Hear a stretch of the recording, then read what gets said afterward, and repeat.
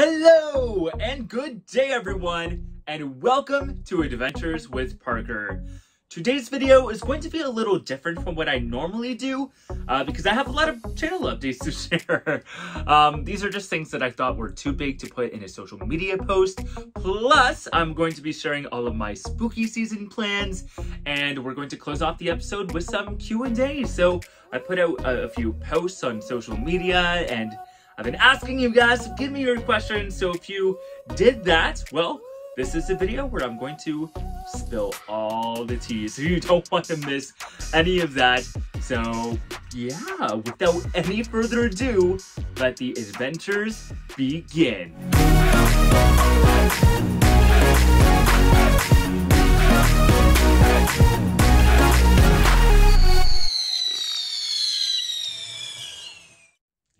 Let's jump right into it, shall we? So the first thing I want to address is why I'm so freaking behind on content. So yeah, I mentioned this on social media a few times, but I've been having some major issues with my laptop lately. It's been running slow.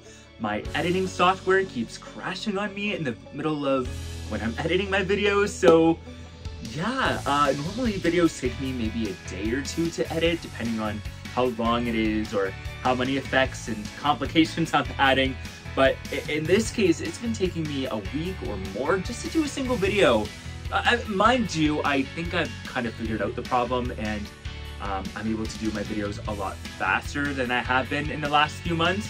But still, I am just sitting on a mountain of clips that need to be edited and put into vlogs.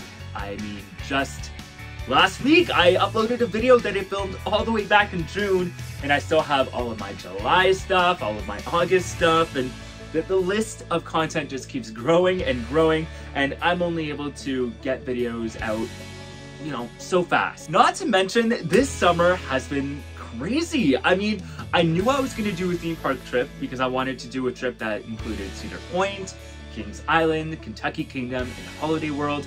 Plus I had that rain trip for Hershey Park. And yeah, I didn't end up getting to Kentucky Kingdom or Holiday World, but I did all of the other parks and so much more. On top of that, I have a lot of non-theme park adventures that I went on over the summer.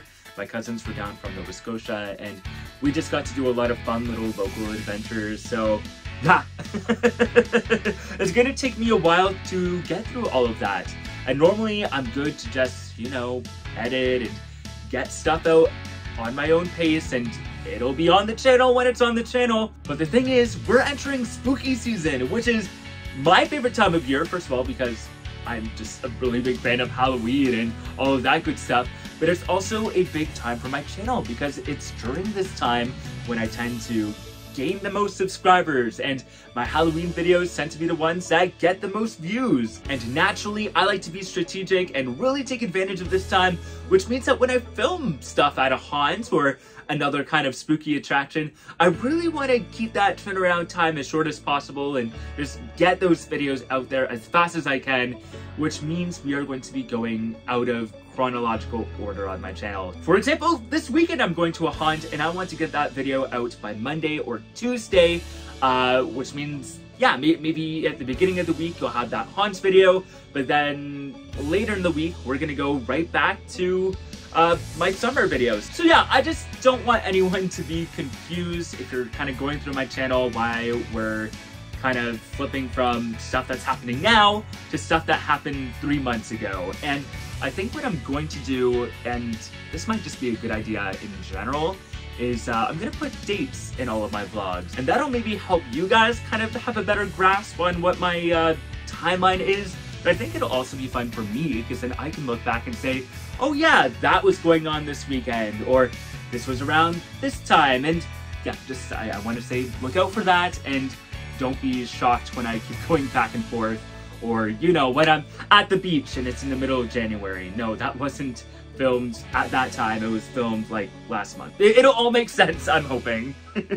But then, speaking of spooky season, I wanted to use this video to announce some of the places I'm going to. I've already hinted to this weekend, and where am I going? Well, let me tell you. I'm really happy to announce that I will be going back to Hershey Park for the 4th time in the last 9 months. But this Saturday will be the very first night of Hershey Park Dark Nights. This is their brand new Halloween kind of haunt event. Now, Hershey Park has done like a daytime Halloween event, kind of more of a family-friendly, fun Halloween thing, and I'm pretty sure that's coming back this year as well. But this is the first time that they've actually done haunted houses and scare zones and all of that good stuff. And yeah, I'm gonna be meeting up with some friends down there and just kind of getting the rundown on how Hershey Park does haunt, and I couldn't be more excited. Plus, I love Hershey Park. It is one of my all-time favorite parks, and I will take any excuse to get back there. And then the following weekend will be the opening night of Halloween Haunt at Canada's Wonderland, which is an event I've been attending every year for the past like 10, 11 years.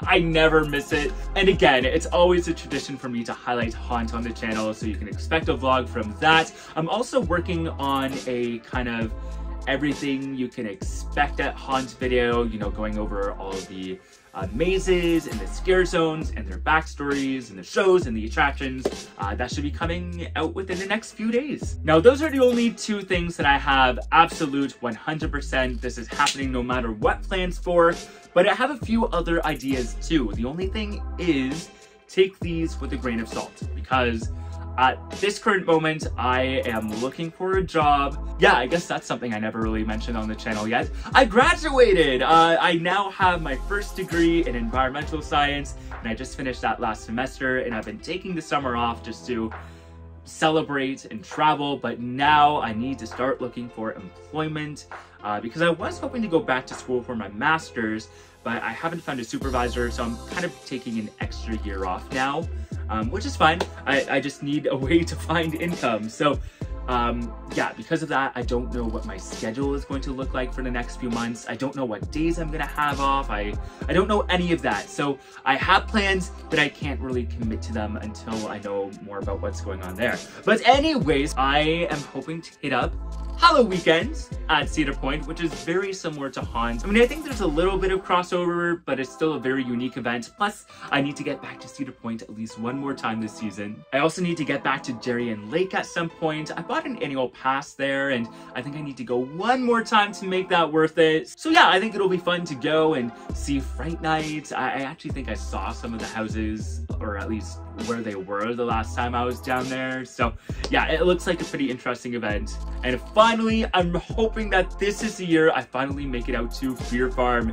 This is a local haunt out in Kitchener, and it's kind of grown over the past few years. It's pretty popular, and I've been wanting to go since like 2018, 2019, whenever I first heard about it, but I never had the chance, so I'm really hoping that this year we can finally make that happen. Now, if I learn of any other kind of local haunts along the way, I'll hit up those as well. What else? Oh, it's fair season. So my city is doing their Western Fair right now, and because I have my trip this weekend, I'm still debating whether I want to go, but if I do, there will be a vlog from that. And no matter what, I always got to get back to my hometown fair. That's the Norfolk County Fair in Simcoe. And yeah, even though I don't really live in that area anymore, I love to go back and support the community, and it's just a fun time anyways. All right, so I think that is all of the channel updates that I had for you guys, which means that it's time for some Q&A. Moose1111 asks, what's your dream coaster vacation? Now, I also got a similar question from HKRC Thrills, who asks, if you can do a vacation that is longer than 15 days with unlimited budget, what country or countries would you go to, and what would be some of the highlights of this trip? For example, visiting a certain bucket list theme park, visiting a national park, visiting a UNESCO site. So I'm gonna kind of smush those questions together to answer them. So I have always wanted to do a big Europe trip, you know, like the UK, the Netherlands, France, Spain, Germany, and there's a lot of parks over there for sure. Like there's, in Germany alone, you have Europa Park, Phantasialand, Tripsdrill. In the UK, you have Alton Towers, Thorpe Park, Blackpool. In Spain, you have Portaventura World, you have Movie World. Netherlands, you have Efteling and Toverland. So there's a lot of theme parks, of course, that I'd love to hit up. A lot that are like my major bucket list parks too. But of course, I would also want to explore the culture and explore each of the cities. Like in London, I'd want to go to the West End, and see all of the, like, the Buckingham Palace and all of the historical places. Go out and see the castles and the countryside. See all the local shops and restaurants in Edinburgh. In Spain, I would want to hit up Barcelona, see the big cathedrals, and just things like that. Like each stop of the way, I'd want to just see the cities, see the sights, soak in the culture. I could probably make an entire video out of all the things I would want to do in Europe. And I think some of those I have covered in a past video, because I remember doing a travel bucket list video, and I think a lot of those places that I mentioned are included in that. Moose111 also asks another question, and they say, I noticed that you never show the ride itself. Why is that? So yeah, there's actually a few reasons for that. First of all, a lot of parks don't let you film on rides. You can't do it. It's just their policy.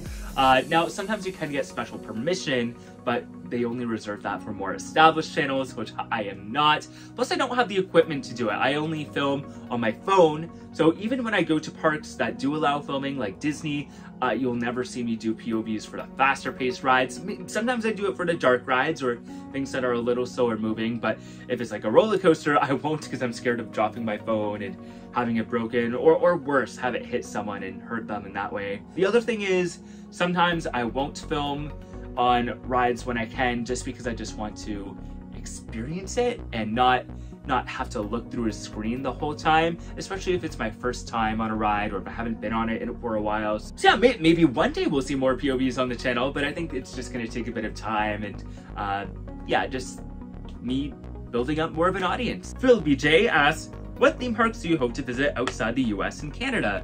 So I already mentioned a lot of those European ones, like Europa Park, Phantasialand, Alton Towers, Thorpe Park, Blackpool, Portaventura. Those are, like, I guess my top 6 in Europe. I also would love to visit all of the Disney parks that are overseas. So Shanghai Disney, Hong Kong Disney, Tokyo Disney. Oh my gosh, Tokyo Disney Sea is, if I had to choose one park that would be my bucket list park, it would be Disney Sea for sure. And I'm also gonna mention Siam Park, which isn't a theme park, it's a water park, but it looks so cool and I've always wanted to head over there. Scott, aka Laugh Bar Down, asks, what are your favorite theme park foods that you've had on your trips this year? Oh, okay, I have had quite a bit of food. Anytime I've been to the Chocolatier at Hershey Park, you can never go wrong there. It's expensive, but it's so freaking good. I also gotta say, my power salad bowl that I had from the Wild Turnip at Cedar Point. Sometimes on these US trips, I just feel so icky. Like, American food is just, I don't know what it is. It's higher in sugar, it's more dense, and mind you, eating at a theme park does not help my case. So to have just nothing but vegetables and all healthy stuff, just, it was good for me. It was so good. I really needed that after my one trip, so yeah. Plus, it's kind of rare to find like super healthy things like that at theme parks, so it was a nice change of pace. Along those same lines, I really enjoyed my meal that I had at Sirtuli Canteen in Animal Kingdom. That's just in the Pandora area.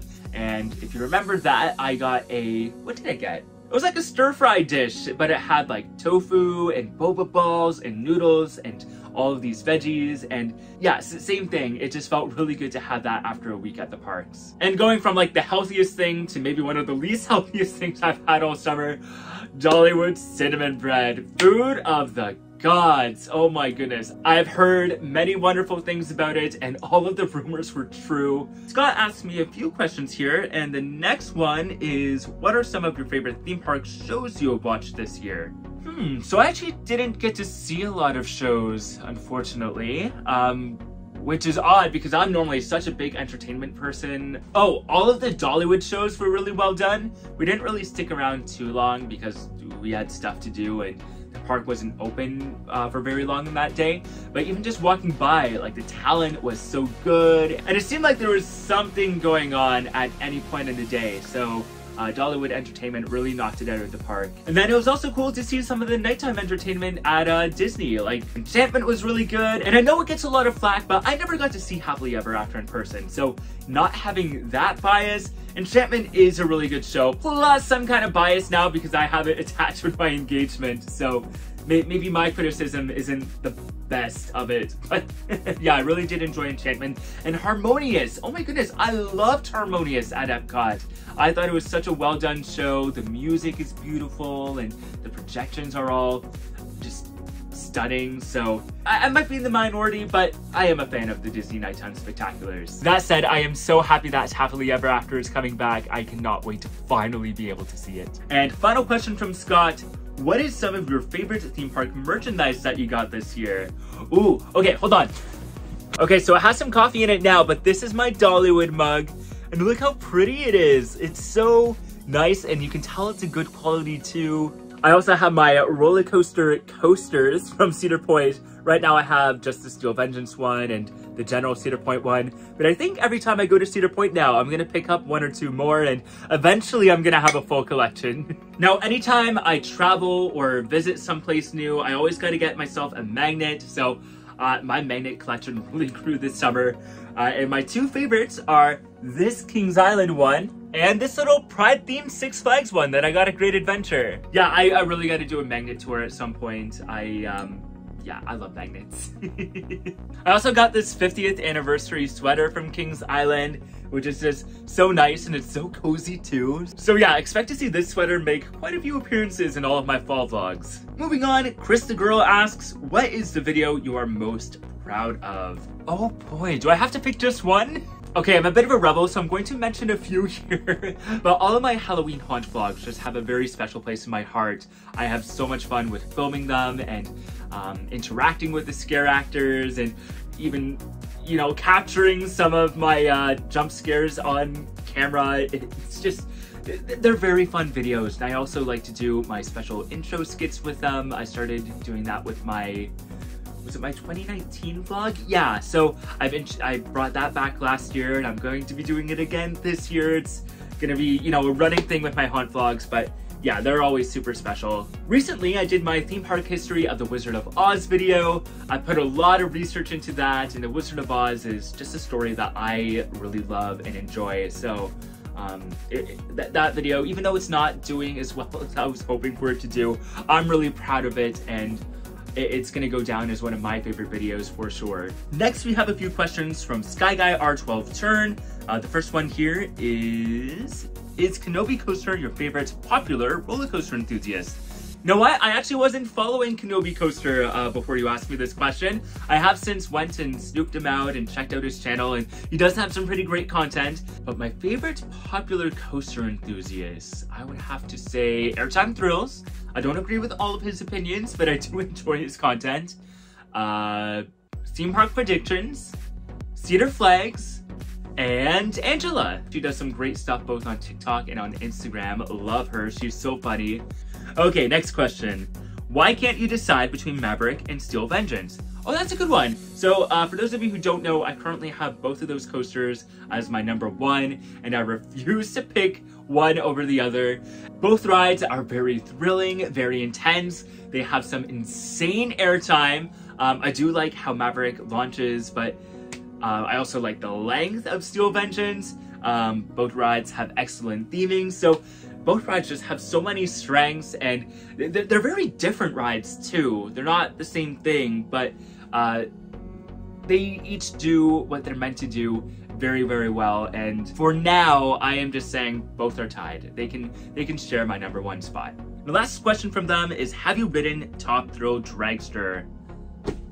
No, I haven't. I'm so sad that I'll never get a chance to ride it, at least as it was originally intended. Because my first trip to Cedar Point was only the opening day of this year, and Top Thrill Dragster hasn't run since early 2021. So yeah, it's just never been open when I've been. I have been on its sister, Kingda Ka, over at Six Flags Great Adventure, and I absolutely adore that ride. So I'm sure I would love Top Thrill Dragster just as much. Now I am holding out hope that Cedar Point's little announcement just means that they're going to give the ride some updates, maybe some LSM launches, and that it will reopen in some form. So hopefully soon I'll be able to experience some version of Top Thrill Dragster. Carissa Bandera asks, what is your most favorite park food you tried and why? So I already answered this a bit with Scott's question, but again, the power salad bowl, just the cinnamon bread from Dollywood is to die for. And then I absolutely love ice cream. So when I was at Kings Island, I had this it was like a twist of their classic blue ice cream and a 50th anniversary golden ice cream, and it was good. I mean, it was nothing like crazy or mind-blowing, but it was nice that it was a special anniversary treat, but it was ice cream. You can never go wrong with ice cream. Oh, also shout out to the firecracker fries at Kings Island. That was another 50th anniversary dish. That was so yummy and not healthy at all, but so good and so cheesy. I love cheese. Okay, last question from Instagram here. This is from Chad and Vanessa from 2 Tickets to Adventure, and they ask, what got you into vlogging and what are you most excited about next year? So I started my channel in my senior year of high school, and for the longest time my friends had been talking about doing a channel together. We were all into those classic 2010s YouTubers like Joey Graceffa, Connor Franta, Ricky Dillon, Miranda Sings. So we've been talking about doing a channel for a while, but it never happened. And around that time, I was really obsessed with the vloggers on Attractions Magazine. So Gavin and Patrick, and they both had their own channel as well as a show called E-Ticket Adventures that I loved. And there's a few other ones, like there was Staycation Kingdom, there was, forget the name of it, but it was with Matthew Everly, and it was all about Shanghai Disney. But yeah, very much that era of Attractions Magazine, and especially with Gavin and Patrick. I always attribute them to being my biggest inspiration behind the channel, because they always did going to theme parks and going to other attractions and filming their experiences, sharing their thoughts, and that's exactly what I do today. So and then what am I most excited for with next year? I don't know. I don't really have any solid plans yet. I mean, I'm getting some ideas, but nothing set in stone. But I guess I'm excited to continue doing what I started this year, getting outside of my bubble and exploring new parks and new attractions, and meeting new people. This is really the first year I've been able to explore outside of Canada and outside of Orlando. And even though I don't think I'm gonna get to as many parks next year, there's still new places for me to do. So yeah, I'm just excited to continue with that. And yeah, I'm also excited to not have as many laptop issues. Knock on wood. Alrighty, jumping on over to Twitter. The Horror Mailman asks, what is a park that you think could improve majorly for under $10 million? Could be park layout change, scenery added, customer service improvements, etc. Okay, I'm going to go with my home park of Canada's Wonderland on this one, because after going to other theme parks, especially other Cedar Fair parks, my opinion of Wonderland has kind of fallen a bit. But it could be improved with a lot of very simple changes, because the attraction lineup is pretty good. We have a lot of filler coasters, and we do need, I think, one more big star attraction, but that's not the most important thing that the park needs. Park needs better food, not even better food, because I think the quality and variety of the food is good, but the time it takes to get food is not great, and it hasn't been for the last few years. So I don't know exactly what needs to be done there, but anything that can just speed up the process of getting your food, and maybe adding mobile ordering would be helpful. And I know a lot of those issues are because the park is short-staffed, but yeah, bring more staff in, get the food lines moving. I would love to have Wonderland have themed music. I was really surprised to see that most of the Cedar Fair parks do in fact have themed music, and not just top 40 in every single land. And Wonderland does theming pretty well, or at least we have a foundation to do theming really well. We have some really good lands with some potential. So bring medieval music to Medieval Fair, bring Canadian folk songs to Frontier Canada, bring international music to the Grand World Exposition. I'd also like to see Canada's Wonderland just continue with there are general improvements to theming. I think Whitewater Canyon could be improved with some scenery and a few animatronics, and they don't have to be super elaborate, like just, I don't know, have animals along the river or something that tells a story and really puts you into that world. It could be done on the cheap, I think, and still be very effective.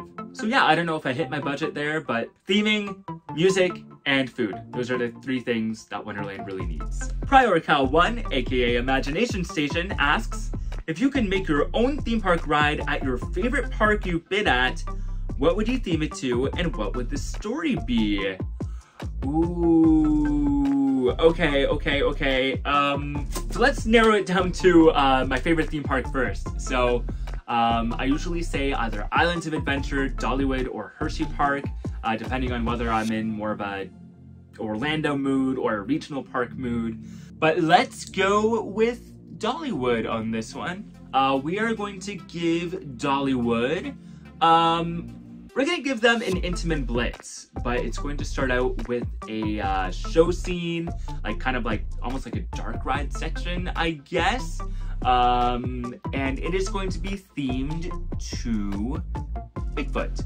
Yeah, we're gonna have it be Bigfoot themed, and the dark ride portion, well, no, the pre-show is going to be all about how there have been Bigfoot sightings in the mountains, and there's this Bigfoot research team. Okay, yes, so there's like a field station, and they specialize in Bigfoot sightings and researching Bigfoot, but one of their team members has gone missing. So your job is to kind of go out and find Bigfoot. So the first part kind of goes through like the forest, and you kind of start seeing these signs of Bigfoot, and then you think you find signs for your missing team member, but then something happens, you launch. And then you kind of do all the Intamin Blitzy things, like there's top hats, there's inversions, there's low to the ground twists and turns, then you slow down, and then you think you see another sign of Bigfoot, but you don't see him, all you hear is a roar. Next launch, go through the next section, and then at the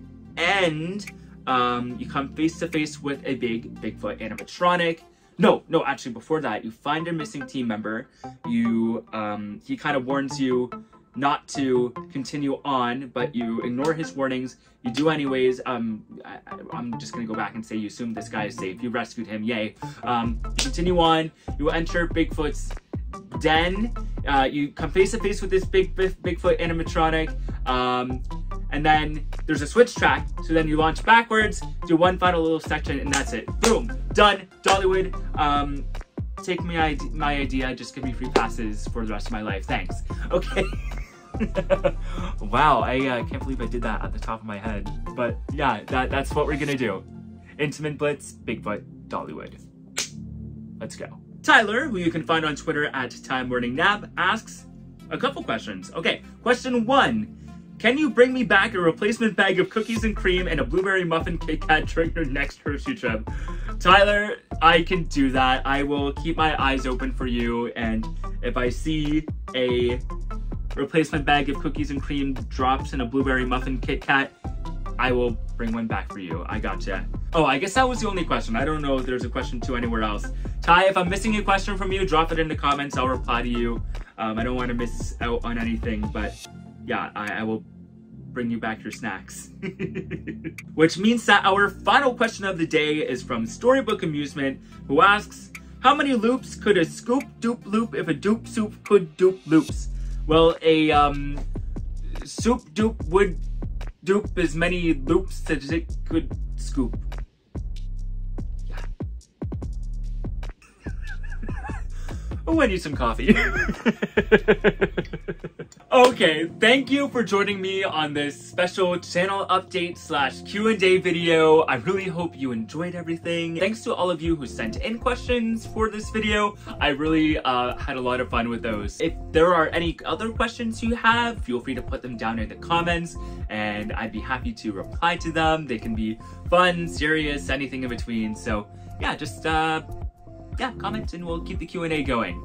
Anyways, as I said at the beginning of the video, I am sitting on a mountain of content, and there's lots more to come now that it's spooky season, so be sure to subscribe so you don't miss any of my future videos. You can also find me on Instagram and Twitter at ADBParker, and on TikTok at Adventures with Parker. Like I said, all of my questions from today's video came from posts that I made on social media, so follow me and who knows, maybe you'll be part of the next one. Big shout out to all of my patrons. You guys are amazing. And if you would like to help support the channel for as little as a toonie a month and get some sweet bonus content in return, head over to patreon.com/adbparker to learn more. Once again, thank you so much for watching. And until next time, the adventures are calling. See ya.